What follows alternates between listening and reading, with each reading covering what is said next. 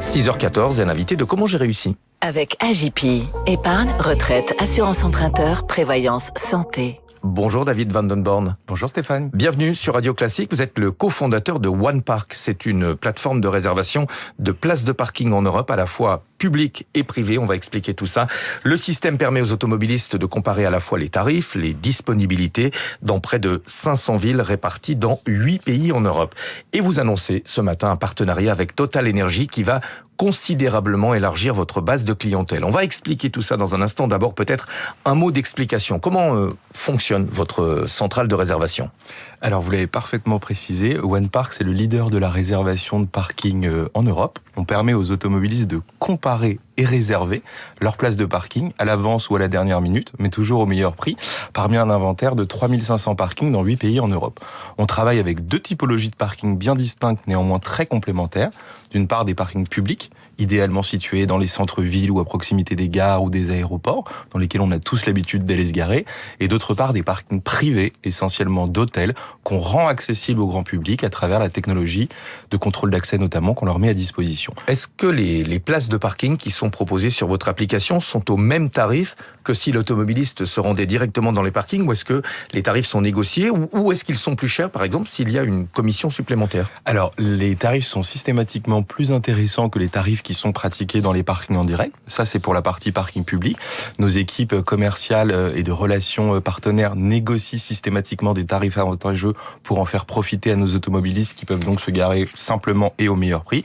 Quant aux parkings privés, essentiellement d'hôtels, ce sont des parkings qui n'étaient pas accessibles au grand public et pour lesquels on les accompagne dans une recommandation tarifaire de telle sorte qu'ils soient systématiquement très compétitifs et que l'automobiliste puisse toujours se garer dans les meilleures dispositions et notamment par exemple à Paris, bien moins cher que dans la rue. J'ai cru comprendre qu'ils étaient particulièrement compétitifs parce que, à la différence des parkings publics qui sont liés par des contrats et donc des recommandations tarifaires, les parkings privés sont totalement libres de fixer leurs tarifs. Alors, la plupart des parkings publics sont en effet soumis à des délégations de services publics ou des concessions qui sont données via des autorités délégantes à des exploitants privés qui vont en réaliser l'intégralité des opérations.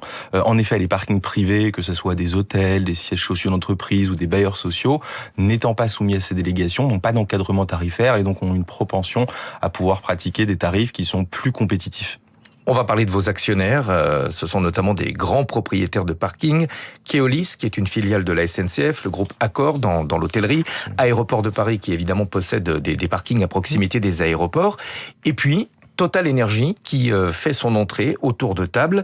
C'est une information que vous rendez publique ce matin.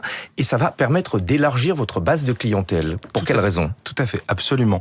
On a toujours eu une vision très industrielle de notre écosystème capitalistique, au sein duquel tout opérateur qui a une capacité, d'une part, de nous donner les moyens de nos ambitions d'un point de vue financier, et d'autre part, de nous amener des synergies d'un point de vue commercial, donc que ce soit des places de parking pour les 3 premiers que vous avez cités, Keolis, le groupe Accor ou le groupe Aéroport de Paris, ou là pour Total Energy, des clients, parce qu'ils sont éditeurs d'une carte, la carte Fleet, qui est une carte mobilité privative, qui est utilisée par 2,3 millions d'automobilistes en France pour payer notamment leur stationnement, leur lavage et leur essence par exemple, et qui, à partir d'aujourd'hui, vont pouvoir accéder au réseau OnePark en quelques clics et vont pouvoir utiliser cette carte pour pouvoir réserver leur place de parking.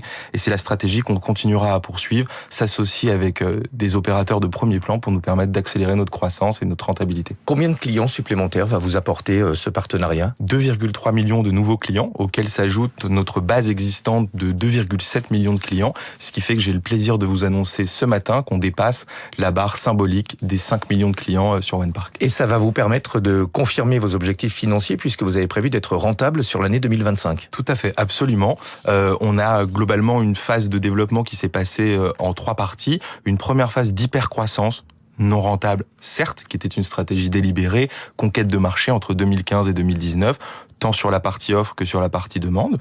On a eu une période pandémique qui a été assez difficile naturellement, par laquelle on est sorti grandi, en restructurant, en se réinventant et en allant développer notre offre en centre-ville. Et depuis 2022, on accélère en effet sur une trajectoire de croissance rentable. On a réalisé 30 millions d'euros de chiffre d'affaires l'année dernière, on en fera une quarantaine cette année et on atteint l'équilibre financier en 2025.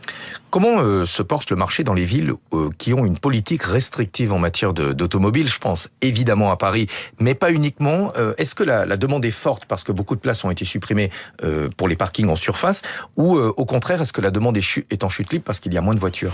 Alors, l'automobile reste le mode de transport préféré des Français. On a un parc automobile Pas trop fort à Paris. Hein. Absolument, je vais y revenir. On a un parc automobile de près de 40 millions de véhicules qui continue à augmenter. Certes, vous avez parfaitement raison, de manière marginalement décroissante, de moins en moins vite, mais il continue à augmenter. Deuxième constat, on passe en effet d'une économie de propriété à une économie d'usage. On partage de plus en plus son véhicule notamment.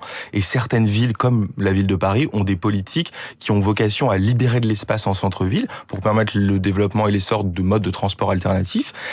Puisqu'on parle des places de stationnement en voirie, elles sont passées de 150 000 il y a une dizaine d'années à moins de 70 000 aujourd'hui. Et ça favorise justement le fait que les automobilistes puissent se garer dans des parkings en ouvrage, chez OnePark par exemple, en anticipant leurs déplacements et en réservant leur place de stationnement à l'avance pour s'assurer d'une disponibilité à proximité de leur lieu d'arrivée. Là, on parle de Paris, ce n'est pas la seule ville qui réduit la place de la voiture. Barcelone, Amsterdam ont également une politique similaire. Absolument. Ouais. La grande majorité des agglomérations européennes ont une politique assez similaire et c'est là où OnePark apporte une réponse à un besoin et une problématique concrète, à savoir se garer dans des villes où le nombre de places disponibles est de moins en moins important et où il est de plus en plus naturel et fondamental de pouvoir sécuriser sa place avant son déplacement. Un dernier mot, quel est le profil de vos clients? Est-ce que c'est plutôt une clientèle d'affaires? Alors évidemment, l'accord que vous avez annoncé avec Total Énergie change tout, mais est-ce qu'à la base c'est plutôt une clientèle d'affaires ou est-ce que ce sont des particuliers qui cherchent une place de stationnement pas trop chère? Alors historiquement, c'est une clientèle plutôt loisir. Ce sont des particuliers, en effet,